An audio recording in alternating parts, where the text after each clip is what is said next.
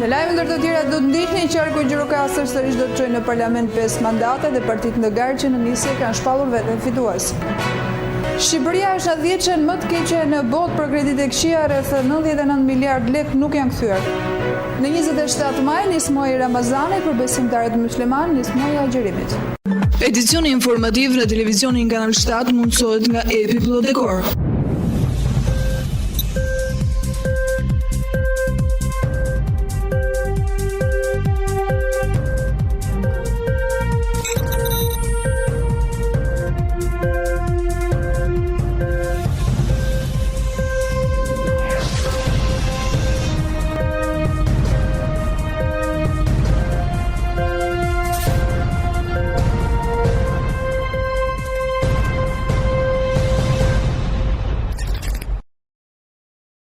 Përshëndetje nderuar shikues të ekranit televizionit Kanal 7, një mëngjesisht me informacione të përgatitura për këtë edicion informativ.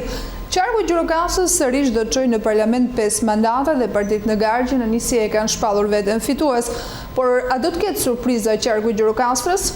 Nga qarku i Gjirokastrës në parlamentin shqiptar do të shkojnë 5 mandata dhe të majtët sërish mendojnë se do të jenë fitimtar pasi ky qark është cilësuar i majt. Por situata nga viti zgjedhor 2013 ka ndryshuar pasi këtë vit PS e LSI nuk hynë së bashku në zgjedhje, por përkundras janë konkurrent. Lëvizja Socialiste për Integrim ka deklaruar se do të jetë forcë e parë në këtë qark dhe nga ana tjetër dhe Partia Socialiste quhen veten fituese me një fitore të thellë në 25 qershor. Pak në hije ngelet Partia Demokratike, e cila ende nuk ka emrat e garës dhe që në 2013 mori vetëm mandatin e Gençrulit, cili kërkoi nga Demokrati Basha të mos ishte pjesë e listave. A do të jetë një garë thjesht qarku i Gjirokastrës? Nëse Partia Demokratike do të garojë Ylli Aslani dhe Roland Bacon, por ta ka mjaft për të thënë dhe ky i fundi në 2013 në logon e një partie të vogël, jo si pjesë e listës së Partisë Demokratike, mori 235 vota në ZAZ-ën 77, 1641 vota në ZAZ-ën 78, 42 vota në ZAZ-ën 79 dhe 524 në ZAZ-ën 80, duke mos mundur të kalojë pragun e fitores së mandatit. Nga ana tjetër, Lëvizja Socialiste për Integrim në ZAZ-ën 77 mori 2393 vota,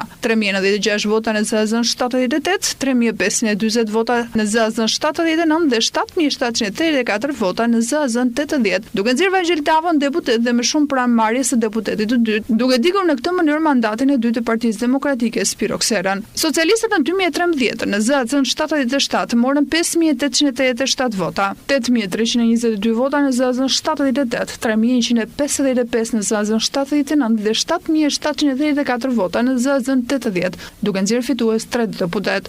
E sa të ndryshoj kjo panoram kur informacionet nga tereni e nxjerrin më të dobësuar Partinë Socialiste nëpërmjet sa do të tërheq Partia Demokratike, kur dikur rezultati 3-2 ka qenë i qartë, 3 për të majtët dhe 2 për Partinë Demokratike. I mbetet të flasin 25 qershorit dhe pse informacionet nga tereni nuk tregojnë situatën aq të qetë. Shqipëria është në 10 më të keqe në botë për kreditë e këqija, rreth 99 miliard lek nuk janë kthyer. Shqipëria renditet ndër 10 shtetet e para në botë që kanë kredi më të larta të pakthyer në afat në raport me totalin e huaz bankare që është dhënë në vend, por nga 120 shtete për të cilat raportohet ky tregues nga Banka Botërore. Sipas të dhënave të Bankës Botërore që përkatësin vitin 2015 me 18.2% të kredive që janë problematike, Shqipëria renditet e nënta pas San Marinos, Çipros, Greqisë, Sierra Leones, Ukrainës, Serbisë, Xhibutit dhe Taxhikistanit. Dhe në fund të vitit 2016, Shqipëria vijoi të kishte të njëjtin nivel të kredive të këqija në masën 18.2% që arriti të ulej vetëm në muajt e fundit të vitit, si rrjedhoi e fshirjes së uhave që kanë më shumë se 3 vjet që nuk kthehen në banka, teksa në gusht treguesi ishte rritur sërish në 21.4%. Në mars të këtij viti treguesi zbriti në 17.3%, por kjo sërish nuk largon Shqipërinë nga 10 që e keqe, më shumë se rënja reale ka qenë fshirja kredive me probleme që kanë më shumë se 3 vjet që nuk kthehen, ajo që ka dhënë ndikim më të lartë në uljen e këtij treguesi. Ndryshe nga Shqipëria, vendet e rajonit e kanë ulur ndjeshëm treguesin e kredive të këqija në 2016, sidomos Serbia e Malizi që dikur kishin hua problematike më të larta se sa Shqipëria. Sipas dhënave të fundit të Komisionit Evropian, Malizi kishte në fund të vitit 2016 një stok huash të pakthyer në afat të barabartë me 10.3% të totalit të kredisë bankare të akorduar. Shtetet e fqinj pak vite më parë kishte këtë tregues në mbi 22%, por pas një strategjie të ndërmarrë nga Banka Qendrore e Malit të Zi, ku i jepej përparësi ristrukturimit të korporatave, ai është ulur me shpejtësi. Edhe Serbia që në 2015 ishte në listën e 10 vendeve më problematike në botë, në këtë aspekt në 2016 e ka çuar treguesin e kredive të këqija në 17%, duke dalë nga 10 një vit më vonë. Maqedonia e Kosova i kanë kredit me problem në nivel 1 shifror, kurse Bosnia 12.3%. Ndërkohë raporti i Fundit Rajonal i Fondit Monetar Ndërkombëtar rendit Shqipërinë të dytë në Europën qendrore lindore dhe jugëlindore për nivelin e lartë të kredive të këqija. Na e kalon vetëm Ukraina që ka këtë tregus 30%, ndërsa mesatare e Europës qendrore, lindore, jugëlindore rreth 5 deri në 6%. Në Shqipërinë total në fillim të vitit 2017 ishin rreth 99 miliard lekë, por rreth 720 milionë euro, për cilat bizneset apo individët i kanë vënuar pagesat e kësteve në banka për më shumë se 3 muaj, periudha kur njohua fillon të klasifikohet si e keqe. Kjo shumë ka mbetur pothuajse pa ndryshuar nga janari i një viti më parë, çka tregon se pavarësisht procesit të fshirjes nga ana e banka në nivelin e dytë, hua të tjera problematike janë shtuar sistemin përgjatë 2016-s. Ktu kanë dhënë kontribut negativ dhe ndërmarrje të mëdha që kanë shpallur falimentin ose ndodhen në krizë financiare. Banka e Shqipërisë për më shumë se 2 vitesh ka hartuar një plan për uljen e kredive me probleme, në fokus të të cilët është ristrukturimi apo falimenti 35 korporatave më të mëdha që kanë rreth 60% të kredive me probleme. Por ky plan nuk është zbatuar plotësisht për shkak të vonesave në ligjin e falimentit, që përfundimisht pritet të hyjë në fuqi këtë muaj. Në 27 maj nis muaji i Ramazanit, për besimtarët musliman nis muaji i agjerimit. Në 27 maj është dita e parë e muajit të bekuar të Ramazanit dhe njëkohësisht dita e parë e agjërimit për gjithë besimtarët muslimana në botës. Myftyi gjirokasër Armand Islami tha për media se ky muaj i shenjtë vjen si bekim për besimtarët. Bismillahirrahmanirrahim, me emrin e Allahut, mëshiruesit, mëshirbërësit, paqja e mëshira e Allahut qofshin mbi profetin tonë të dashur Muhamedit alayhis salam, mbi familjen e tij, mbi shokët e tij dhe mbi gjithë besimtarët kudo që janë anë mban botës.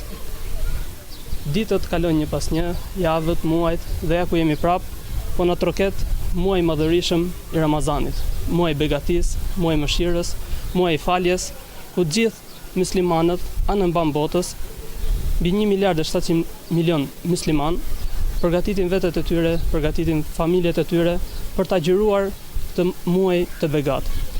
Nesër, ditën e shtunë, është dita e parë ku muslimanët do të mbajnë agjërim muajin e Ramazanit. I lutemi Allahut që në këtë muaj të begat, Zoti t'i japi sa më shumë mirësi gjithë besimtarëve, kudo që janë, në emër të Komunitetit Musliman të Shqipërisë, po ashtu edhe në emër të Myftinisë Gjirokastër dhe gjithë besimtarëve në Gjirokastër. I urojmë të gjithë besimtarëve një agjërim sa më të lehtë, agjërim të pranueshëm, me vepra sa më të mira. Allahu t'i japë mirësi atyre vetë, në familjet e tyre, me fëmijët e tyre, në shëndet dhe begati në punët që ato bëjnë.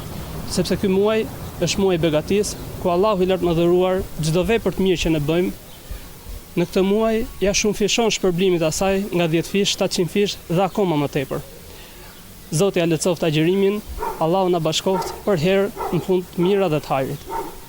Ramazani është muaj i paqes, i solidaritetit dhe i mëshirës hyjnore. Ramazani është muaj ku dalin e pa vlerat universale humane të bujarisë, të mirësisë, të dashurisë, të respektit ndaj njëri tjetrit, vlera që simbolizojnë moralin e lartë shoqëror. Ramazani është në një kohë e rëndësishme reflektimi për gjithë besimtarët për të përmirësuar lidhjet farefisnore dhe shoqërore me njëri, për të forcuar ndjenjën e bujarisë dhe solidaritetit me njerëzit në nevojë. Është momenti kur besimtarët rifreskojnë beslidhjen e tyre me Krijuesin e gjithësisë duke forcuar raportin me Zotin. Agjërimi i muajit Ramazanit mundson një barazpesh mes shpirtërores, materiales, mes zemrës dhe arsyes, mes vullnetit dhe diturisë. Agjërimi ofron besimtarët më shumë me vlerat e dashurisë, respektin ndaj njëri tjetrit, pamirësisë, sinqeritetit dhe çdo besimtar ndihet më afër dhe më mirënjohës ndaj mirësive të Zotit të botrave. Ky muaj i shenjtë është një muaj shumë i rëndësishëm për besimtarët musliman.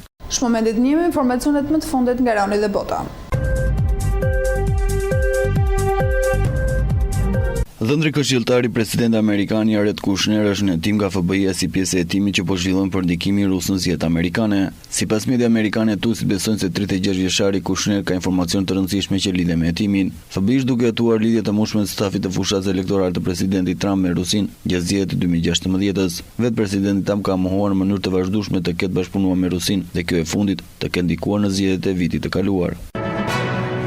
Terrorizmi, ndarja e ndershme e barës financiare dhe Rusisë ishin temat kryesore që u diskutuan në samitin e NATO-s në Bruksel, ku për herë të parë merrte pjesë dhe presidenti amerikan Donald Trump. Ky fund kërkoi me ngurë që anëtarët e aleancës respekton nivelin prej 2% të GDP-s për mbrojtjen dhe mori reagimin që priste prej tyre. Në konferencë përshtyp pas samitit, sekretari i përgjithshëm i NATO-s Jens Stoltenberg dha detajt për ato që vendosën. Ram dakord për një plan të NATO-s kundër terrorizmit. NATO vendosi të jetë zyrtarisht pjesë e koalicionit global kundër shtetit islamik, por kjo do të thotë se do të angazhohemi në luftime. Vendimi dërgon mesazh të fortë për angazhim kundër terrorizmit, tha Stoltenberg. Për sa takon ndarjes së barës financiare, Stoltenberg tha se vendet anëtare janë dakord që të hartojnë plane kombëtare për të respektuar kufirin prej 2% të GDP-s për treguar se si do të respektojnë ata. Ai shton se planet do të paraqiten në dhjetor. Stoltenbergu tregua mjaft i qartë dhe për Rusinë dhe tha se forcimi i aleancës dhe reagimi proporcional ndaj veprimeve ruse në krimet në Ukrainë. NATO është një aleancë mbrojtëse dhe kërkon të forcojë këto, por kollësisht duke kërkuar dialog me Rusinë. Ne nuk duam të provokojmë konflikte, por t'i parandalojmë ato, tha Stoltenberg. Pavarësisht ngacimeve të gazetarët, Stoltenberg nuk pranoi asnjë dyshim për angazhimin amerikan të NATO-s dhe tha se presidenti Trump ka dhënë garanci për këtë.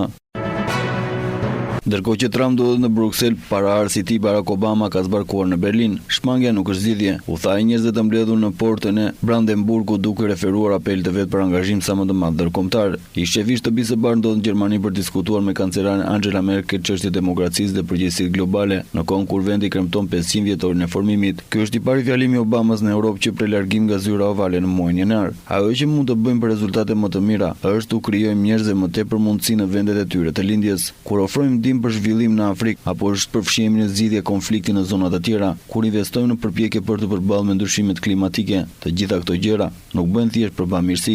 Nëse ka trazira në ato vende, nëse ka keqeverisje, nëse ka luftë dhe varfëri, në këtë botë re që jetojmë, ne nuk e izolojmë dot veten, ne mund të përfshihemi pas një muri, tha Obama. Të përgjigje Obama e dha para pyetjes që u drejtua si atij dhe Merkel mbi krizën e refugjatëve. Në vitin 2008, 200.000 banorë të Berlinit dolën për të dëgjuar Obamën të fliste nga njëjti vend, asakoj si kandidat për president amerikan. 8 vite vonë ai do të zbriste sërish në kryeqytetin gjerman në udhëtimin e fundit në Europë si kryetari i shtetit amerikan. Pas Obamës që e konsideron mik kancelar Angela Merkel, do takoj pasardhësin e tij Trump në Bruksel, ku do të udhtojnë më vonë për të marrë pjesë në samitin e NATO-s.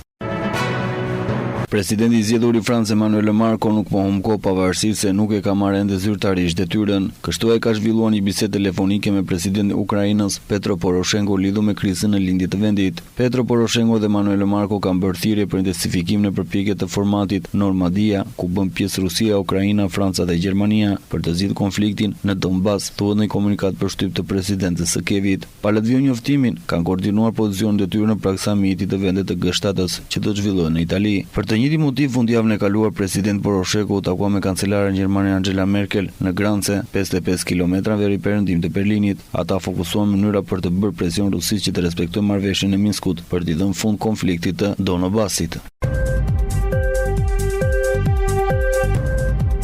Rikthejmë informacionet në vend. Prej gjatë një muajsh në Gjirokastër është zhvilluar mini kampionati i futbollit, i cili pati kampion ekipin e Lazaratit. Rreth një muaj në qytetin e Gjirokastër është zhvilluar kampionati i mini futbollit për mosha deri në 15 vjeç. Të përfshira të gjitha shkollat e kësaj bashkie, mbrëmjen së enjtes finalja përballje ekipin e Kodrës së Shtufit me ekipin e Lazaratit, ku këta të fundit u shpallën kampion. Loja kishte energji, ritëm dhe tifozllëk të zjarrt. Përfundoi kampionati i mini futbollit për moshat deri në 15 vjeç. Ishte një aktivitet i organizuar nga Bashkia e Gjirokastër, ka rreth një muaj që po zhvillohet në sportit. Këto emocione që na dha kjo ndeshje ishte e krahasueshme me emocionet që na japin ndeshjet në stadium, për shkak të bastëtisë, vrullit, antagonizmit që kanë pas fëmijët dhe një lloj tifozllëku që radhë e shohim në stadiumet tona. Ndeshja ishte shumë e bukur, ishte e pritshme për shkak të cilësisë së lojtarëve, kanë pas lojtarë shumë të mirë. Dhe kjo është një fillim i gjithë atyre që ne kemi thënë për zhvillimin e gjitha sporteve në qytetin e Gjirokastrës. Ne këtë fitore ua dedikojmë gjithë fshatarëve tanë, puna në grup ka funksionuar mjaft mirë dhe e merituam këtë kupë. Ky aktivitet u shërbye për të parë sa më shumë lojtarë për skuadrën e luftëtarit. Jemi shumë të emocionuar, e meritoni fitore sepse kemi arritur shumë lart. Gjithmonë kemi dalë të dytët, por sa herë fituam, s'kam ç'të them. Në këtë organizim të Bashkisë Gjirokastër nëpërmjet Agjencisë së Mirëqenies dhe Kujdesit Social dhe Qendrës Kulturore të Fëmijëve, morën pjesë rreth 180 fëmijë. Në 8 javëresh 18 ekipe fëmijësh nga Gjirokastra e gjithë njësitë administrative të saj u përfshin në këtë kampionat.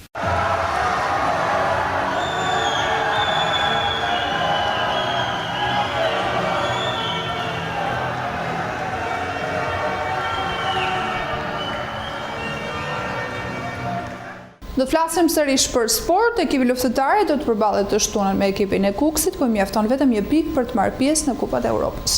Luftëtari në drejtimin e trajnerit Mladen Milinković është duke vijuar përgatitje për ndeshjen e fund sezonit që do të luajë në shtëpi ndaj Kukësit, skuadrë e cila tashmë ka arritur të fitojë titullin kampion. Në fushën e stadiumit Gjirokastra Blojzim më shumë se të vendosur për të dhënë maksimumin e pritshëm, ku bëhet fjalë për një takim kaq të rëndësishëm, ku fitoria do të jepte ekipit të vendin e 4 në klasifikim. Të grupuar mes njëri tjetrit pas disa ushtrime me karakter akrobatik, tre trajner Milinković, Jovanović dhe Papa, të ndihmuar dhe nga përgatitësit e portier kanë orientuar futbollistë në një seancë stërvitore intensive. Të ndarë me dy gjysmëfusha në drejtim të Milinkovićit në njërin krah, Papës në qendër së Jovanovićit në krahun tjetër, futbollistët Blojzim përmes ushtrimeve të lojës me top treguan se çdo aksion i ndërtuar duhet përfundojë me sukses. Nga ana tjetër në portier Rokon dhe Ruçin nuk munguan dhe goditjet drejt portës. Çdo ushtrim kishte rrjedhë logjike, ato të lojës së shpejt sulmuese, pa mohuar pozicionimin në mbrojtje. Mes pushimit të 30 minuta 22 futbollistë pjesëmarrës në seancë stërvitore nuk vonuan të formonin rrethin e zakonshëm mes dy grupeve, me opsion në kontrollimin e topit deri në pasimin e fundit. Nuk kanë vonuar minutat ekzekutim të goditjeve të shkurtra standarde në vijën fundore, të alternuara këto me përfundimet e top në zonën e portierit respektiv. Ajo që është vënë re në seancën e djeshme stërvitore ishte optimizmi dhe siguria mes lojtarëve për të marrë rezultat pozitiv ndaj Kukësit. Mungesa e Ramadan në seancën e fundit stërvitore, si dhe ajo e gardiani Vestimi Iraka, shtuan kështu dhe mungesat e Albano Aleksit të skualifikuar, duket se rrisin shkallë të vështirësisë për formacionin bluezi, kur bëhet fjalë për një ndeshje me shumë se jetike përballë Kukësit. Është momenti të shohim dhe parashikimin e modit, ndjekim bashkë grafika.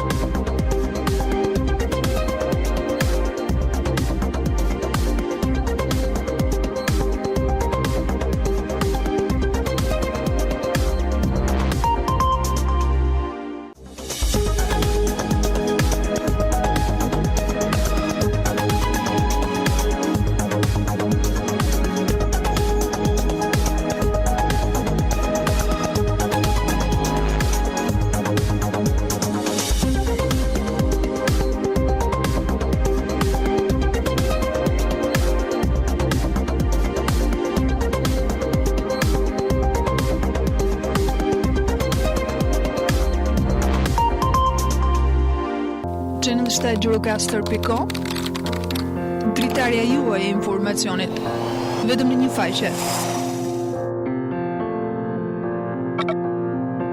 Showbiz, sport, kulturë, lajme politike, ekonomi, koncept i ri në gjithçka, ndryshe nga të tjerët. Gjithçka në një të vetme. Dritarja juaj e informacionit në çdo hap, kudo që të ndodheni. Gjirokastër.com. Dhe jemi gjithmonë më pranë. Me parashikimin e motit përfundojmë edicionin informativ dhe televizioni Kanal 7 në shoqërinë e programit në vijim bashkë mirupafshim.